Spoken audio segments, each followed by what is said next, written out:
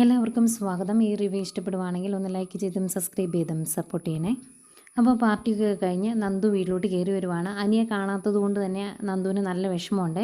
കയറി വരുമ്പം എന്നത്തെയും പോലെ തന്നെ സംശയിച്ച് സംസാരിക്കുവാണ് കനക. നീ മീറ്റിങ്ങിന് തന്നെയാണോ പോയത്? ഈ സമയത്തൊക്കെ മീറ്റിംഗ് ഉണ്ടോ എന്നൊക്കെ ചോദിക്കുന്നു. ദേഷ്യം വന്നിട്ട് നന്ദു തിരിച്ചു ചോദിക്കുന്നുണ്ട്, അമ്മയ്ക്ക് അത്രയ്ക്ക് സംശയമാണെങ്കിൽ കൂടെ വരാൻ മേലായിരുന്നോ എന്നൊക്കെ. അന്നേരം ഗോവിന്ദൻ പറയുവാണ്, മോളെ ഞങ്ങളുടെ ഈ സംശയങ്ങളൊക്കെ മാറണമെങ്കിൽ മോളുടെ വിവാഹം നടക്കണം, അത് ഞങ്ങളുടെ കടമയാണ് വിവാഹം നടത്തുക എന്നുള്ളത് എന്ന് പറയുമ്പം നന്ദു തിരിച്ചു പറയുന്നുണ്ട്, നിങ്ങളുടെ കടമ നിർവഹിച്ച് നിങ്ങൾക്ക് ടെൻഷനില്ലാതെ ജീവിക്കാൻ വേണ്ടി എന്തിനാ പെൺകുട്ടികളുടെ ജീവിതം ഇങ്ങനെ നശിപ്പിക്കുന്നത്? അവർക്ക് ഇഷ്ടപ്പെടുന്ന പുരുഷനെ അവർ വിവാഹം കഴിച്ചോളിയല്ലേ എന്നൊക്കെ ചോദിക്കുമ്പം കനക പറയുന്നുണ്ട്, ജാതകം ഒത്തുവരുന്ന നല്ല വിവാഹം വരുവാണെങ്കിൽ നടത്തുമെന്ന്. അതിന് ജാതകം ഒത്തു വരണ്ടേ എന്നൊക്കെ ചോദിച്ച് ദേഷ്യപ്പെട്ട് നന്ദു അകത്തേക്ക് പോകുന്നു. പോയി കഴിയുമ്പം കനക പറയുവാണ്, ഇതൊക്കെ കേൾക്കുമ്പോഴാണ് എനിക്ക് പേടിയാവുന്നത്. ആ ജോത്സ്യൻ എപ്പോഴും പറയും അവൾ സ്നേഹിക്കുന്ന ആളെ മാത്രമേ അവൾ വിവാഹം കഴിക്കുകയുള്ളൂ എന്ന്. ഇനി അങ്ങനെ എന്തെങ്കിലും സംഭവിക്കുമോ എന്നിങ്ങനെ പറയുമ്പം ഗോവിന്ദൻ പറയുക, പതിയെ പറ, ഇനി നന്ദു ഇത് കേട്ടിട്ടുണ്ടെങ്കിൽ അവളുടെ മനസ്സിൽ അനി ഇല്ലെങ്കിൽ ഇനി ഈ ഒരു കാര്യം വെച്ച് അവൾ വീണ്ടും അനിയോട് അടുക്കും എന്നൊക്കെ പറയുന്നുണ്ട്. പക്ഷേ ഈ കാര്യം ഇവർ സംസാരിക്കുന്നത് കേട്ടിട്ടാണ് നന്ദു റൂമിലേക്ക് കയറി പോകുന്നത്. റൂമിൽ പോയി ആകെ വിഷമിച്ചിരിക്കുവാണേ നന്ദു.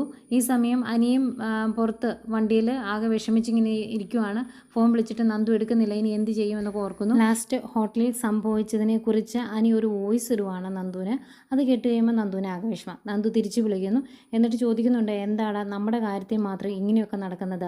ആ ബർത്ത്ഡേ ഫംഗ്ഷന് നടന്ന അതേ കാര്യങ്ങൾ ആവർത്തിക്കുവാണല്ലോ എന്നൊക്കെ പറയുമ്പം അനി പറയുന്നുണ്ട്, നമ്മൾ കാണാൻ വേണ്ടി അത്രത്തോളം ആഗ്രഹിക്കുന്നില്ലേ, അതുകൊണ്ടായിരിക്കും ഇങ്ങനെയൊക്കെ സംഭവിക്കുന്നത് എന്ന്. ഏതായാലും അനി പറയുവാണ്, ഇനി ഞാൻ വീട്ടിലോട്ട് പോയിട്ടുണ്ടെങ്കിലും എനിക്ക് സമാധാനമായിട്ട് കിടന്ന് ഉറങ്ങാൻ പറ്റത്തില്ല, എനിക്ക് നിന്നെ ഒന്ന് കാണണമെന്ന്. അന്നേരം നന്ദു പറയുന്നുണ്ട്, നീ ഇങ്ങോട്ടൊന്നും വരണ്ട, വന്നാൽ ശരിയാകിയല്ല, ആകെ പ്രശ്നമാകും എന്നൊക്കെ പറയും. പക്ഷേ വന്നേ അടങ്ങുള്ളൂ അനി, ഞാൻ ഇപ്പം അങ്ങോട്ട് വരുവാണ് എന്ന് പറഞ്ഞിട്ടാണ് ഫോൺ വെക്കുന്നത്. നന്ദുവിന് ചെറിയ ടെൻഷനൊക്കെ ഉണ്ട്. പിന്നെ ഇതിനിടയ്ക്ക് നയനെ കാണിക്കുന്നുണ്ട്. നയന ആദർശിനോട് വീണ്ടും കള്ളത്തരം പറഞ്ഞ് കുടുംബക്ഷേത്രത്തിൽ പോകാൻ വേണ്ടിയുള്ള കാര്യങ്ങളൊക്കെ ചെയ്യുന്നു. സ്വപ്നം കണ്ടു, എനിക്ക് അവിടെ പോകണം, പോയില്ലെങ്കിൽ ഒരു മനസ്സമാധാനം ഇല്ല എന്നൊക്കെ പറയുമ്പം ആദർശ് തനിച്ച് പോകണ്ട എന്ന് പറയുന്നുണ്ട്. പിന്നെ എലിസബത്തിനെ കൂട്ടിയാണ് പോകുന്നത് എന്ന് പറയുമ്പം ആദർശ് അങ്ങ് സമ്മതിക്കുന്നു. പിന്നെ മുത്തശ്ശൻ്റെ പിണക്കം മാറ്റാൻ വേണ്ടി കമ്പനിയെ ചതിക്കുന്നത് ആരാണ് എന്ന് കണ്ടുപിടിക്കണം, അതിനുള്ള കാര്യങ്ങൾ ചെയ്യണം എന്നൊക്കെ പറയുന്നു. സേവിയറിൻ്റെ കയ്യിൽ അന്ന് അവിടുന്ന് കിട്ടിയ CCTV ദൃശ്യങ്ങൾ കൊടുത്തിട്ടുണ്ടല്ലോ. അപ്പം ആ CCTV ദൃശ്യം വെച്ച് അയാളുടെ മുഖം വരച്ചെടുക്കാമെന്ന് പറഞ്ഞിട്ടുണ്ട്. അത് നാളെ പോയി കാണണം, എന്നിട്ട് എല്ലാ കാര്യങ്ങളും സോൾവ് ചെയ്യണമെന്നൊക്കെ ആദർശ് പറയുന്നുണ്ട്. ഏതായാലും ആദർശിനോട് കള്ളം പറഞ്ഞിട്ടാണേലും മുത്തശ്ശനെ പോയി കാണാൻ നയന് തീരുമാനിക്കുന്നുണ്ട്. പിന്നെയും അനിയാണ് കാണിക്കുന്നത്. അനി നന്ദുവിൻ്റെ വീടിൻ്റെ ഫ്രണ്ടിലെത്തി. പുറത്ത് പട്ടി കുരയ്ക്കുന്ന സൗണ്ടൊക്കെ ഉണ്ട്, അതുകൊണ്ട് ചെറിയ ടെൻഷനുണ്ട്. എങ്കിലും നന്ദുവിനെ കണ്ടിട്ടേ പോകുള്ളൂ ആശാൻ, അതുകൊണ്ട് വണ്ടിയിൽ നിന്ന് ഇറങ്ങുന്നു. ഈ സമയം ഗോവിന്ദനും കനകയൊക്കെ നല്ല ഉറക്കത്തിലാട്ടോ.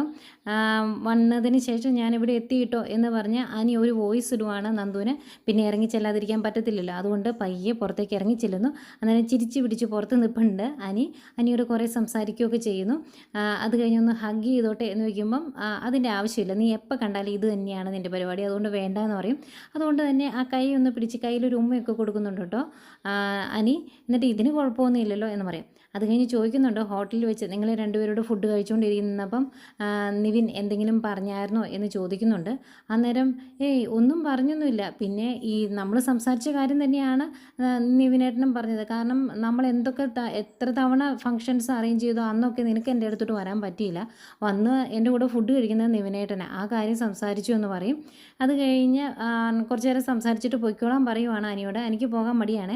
പിന്നെയും സംസാരിച്ച് നിൽക്കുവാണ്. പിന്നെ ഒരുവിധം അവിടുന്ന് പറഞ്ഞു വിടും. അത് കഴിഞ്ഞ് നന്ദു വാതിലൊക്കെ അടിച്ച് റൂമിൽ വരും. അനി വണ്ടിയിൽ പോയി കയറി അങ്ങ് മുന്നോട്ട് പോകുന്നു. അത് കഴിഞ്ഞ് പിന്നെയും വണ്ടി നിർത്തിയിട്ട് പിന്നെയും നന്ദുവിനോട് സംസാരിക്കാൻ ഒരു കൊതി. പിന്നെയും ഫോൺ വിളിച്ച് സംസാരിക്കുവാണ്. അന്നേരം ചോദിക്കുന്നുണ്ട്, നിന്നോട് മര്യാദയ്ക്ക് വീട്ടിൽ പോകാൻ പറഞ്ഞല്ലേ, നിന്നെ വീട്ടിൽ ആരും അന്വേഷിക്കത്തൊന്നുമില്ലേ, വീട്ടിൽ ചെല്ലടാ എന്ന് പറയുമ്പം ഞാൻ ഇപ്പോഴേ ഒരു MD അല്ലേ, അതുകൊണ്ട് കുറച്ച് താമസിച്ച് എന്നാലും കുഴപ്പമില്ല എന്ന് പറയും. പിന്നെയും രണ്ടുപേരൂടെ കുറച്ച് കൊച്ചു വർത്താനമൊക്കെ പറഞ്ഞിരിക്കുന്നുണ്ട്. അതുപോലെ അതിൻ്റെ കൂടെ അനി പറയുവാണ്, ഇന്ന് ഞാൻ വന്നപ്പോൾ അച്ഛനും അമ്മയും കണ്ടില്ലല്ലോ, അതുകൊണ്ട് ഇടയ്ക്കിടയ്ക്ക് ഞാനിങ്ങനെ വരാമെന്ന് പറയുമ്പം ഇതൊരു പോലീസുകാരിയുടെ വീട്, ഈ പരിസരത്തേക്ക് അങ്ങനെ വന്നിട്ടുണ്ടെങ്കിൽ നിന്നെ ശരിയാക്കുമെന്ന് പറയുന്ന നന്ദുവിനെയും കാണിക്കുന്നുണ്ട്. അങ്ങനെ കുറേ നേരം വർത്തമാനം പറഞ്ഞിരുന്ന് അവർ ഫോൺ കട്ട് ചെയ്യുന്നു. അനി ഇങ്ങനെ സംസാരിക്കുകയൊക്കെ ചെയ്തല്ലോ, അടുത്ത് പോയി ഒരു ഉമ്മയൊക്കെ കൊടുത്ത് കയ്യിൽ, അതിൻ്റെയൊക്കെ ഓർമ്മകളിലും അതൊക്കെ ഓർത്ത് സന്തോഷത്തോടെ ഇരിക്കുന്ന അനിയെ കാണിക്കുന്നു. അതുപോലെ നിവിനെയും കാണിക്കുന്നുണ്ട്. നിവിനാണെങ്കിൽ മനസ്സിലോർക്കുക, എപ്പോഴും പരസ്പരം കാണാനും എന്തെങ്കിലും ഫംഗ്ഷൻ വെച്ചിട്ടുണ്ടെങ്കിൽ ഫുഡ് ഒരുമിച്ച് കഴിക്കാനും ഒക്കെ അവസരം ഉണ്ടാകുന്നത് നെവിനും നന്ദുവിനും ആയതുകൊണ്ട് അവൾ എൻ്റെ പെണ്ണാണ്, നീ ഇനി അവളെ അങ്ങ് മറന്നേരെ, ഒരിക്കലും നിനക്ക് അവളെ കിട്ടില്ലടാ എന്നുള്ളൊരു തീരുമാനത്തോടെ നിൽക്കുന്ന നെവിനെയും കാണിക്കുന്നു. ഇതൊക്കെയായിരുന്നു ഇന്നത്തെ കഥ.